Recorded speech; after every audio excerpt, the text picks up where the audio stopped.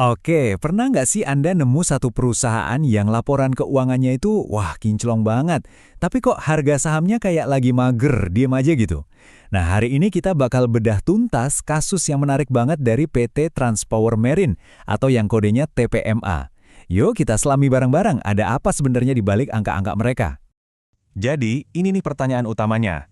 TPMA ini sebenarnya harta karun yang belum kegali sama pasar, atau jangan-jangan cuma jebakan yang kelihatannya aja murah?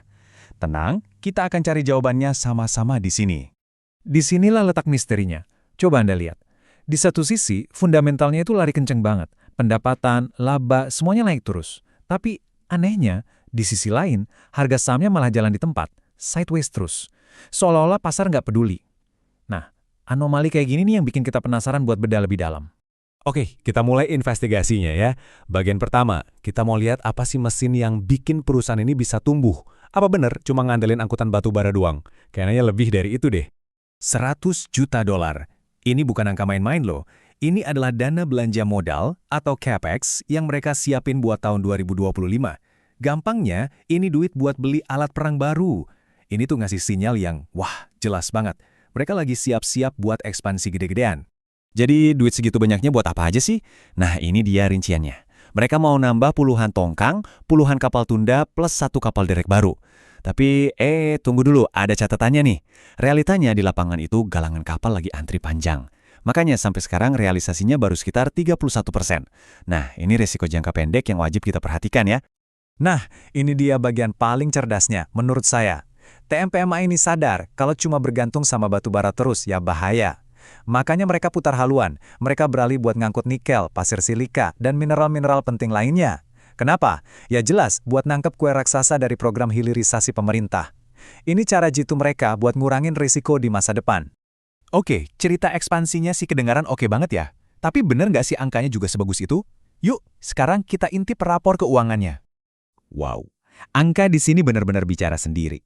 Coba deh lihat, pendapatannya aja lompat lebih dari 3 kali lipat cuma dalam 4 tahun.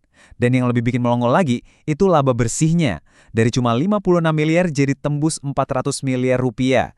Ini bukan lagi sekedar tumbuh, ini namanya ledakan profit. Dan tren positif ini terus lanjut sampai data paling baru. Tapi, yang paling nyuri perhatian saya, itu valuasinya. Lihat deh, PR-nya cuma 8,78 kali, dan PBV-nya bahkan di bawah 1, cuma 0,84 kali. Gampangnya gini deh, ini artinya harga sahamnya itu murah banget kalau kita bandingin sama laba yang dia hasilkan dan nilai aset bersih perusahaan. Dari grafik ini kita bisa lihat satu hal yang penting banget, ketahanan. Lihat deh gimana margin labanya itu bisa pulih dan stabil lagi setelah tahun 2021. Artinya apa? Artinya perusahaan ini tuh tahan banting. Meskipun industrinya naik turun, mereka tetap bisa jaga profitnya tetap sehat. Nah, ini dia. Buat Anda yang suka jadi pemburu dividen, angka ini pasti bikin senyum-senyum sendiri. Imbal hasil dividen 13,68%, gede banget ini, jauh di atas bunga deposito, jauh di atas rata-rata pasar. Ini bukti nyata kalau perusahaan ini nggak pelit bagi-bagi keuntungan ke investornya. Oke, dalamannya udah kita lihat. Sekarang, coba kita mundur sedikit, kita lihat gambaran besarnya. Apa aja sih tantangan dan peluang di industri perkapalan yang bisa ngaruh ke TPMA ke depannya? Ingat ya, setiap investasi itu ada dua sisi koin. Di sisi tantangannya, ada awan mendung nih, yaitu rencana pemerintah pangkas produksi batu bara. Ini jelas risiko. Tapi di sisi peluangnya, ada roket pendorong super kuat, hilirisasi nikel.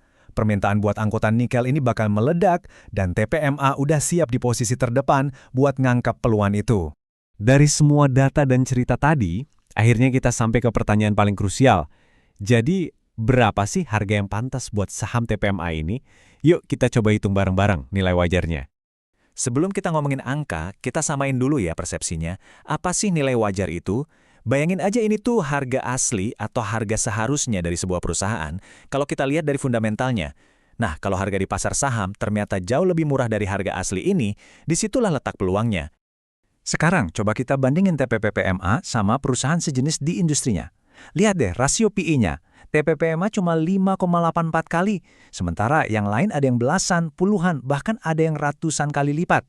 Ini tuh ibaratnya kita nemu tas merek terkenal, lagi diskon gede banget di mall, sementara tas lain yang sejenis dijual dengan harga normal. Jomplang banget kan? Nah, ini dia puncak dari semua analisis kita. Lihat deh grafik batang ini. Yang paling kiri, warna orange, itu harga pasar sekarang.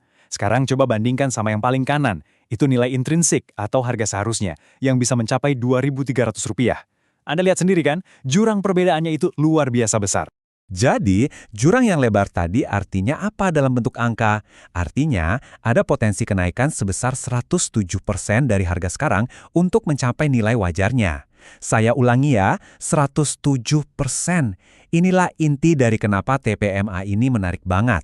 Oke, dari semua temuan kita tadi, yuk kita tarik benang merahnya. Kita simpulkan bareng-bareng. Jadi, kalau disimpulkan, nilai plus dari TPMA itu kombinasi dari 1. Pertumbuhannya yang gila-gilaan. 2. Langkah cerdasnya masuk ke bisnis nikel. 3. Valuasinya yang murah banget. Dan 4. Dividennya yang royal. Tentu, kita juga nggak boleh tutup mata sama risikonya ya, yaitu soal kebijakan batubara dan kemungkinan ekspansi yang telat. Dan ternyata bukan cuma kita loh yang mikir begini. Riset dari CNBC Indonesia bahkan sampai bilang kalau TPMA ini adalah saham yang salah harga. Istilah ini tuh kayak negasin lagi kalau ada sesuatu yang berharga banget di sini yang mungkin belum dilihat sama kebanyakan orang di pasar. Jadi, kita balik lagi ke pertanyaan awal kita.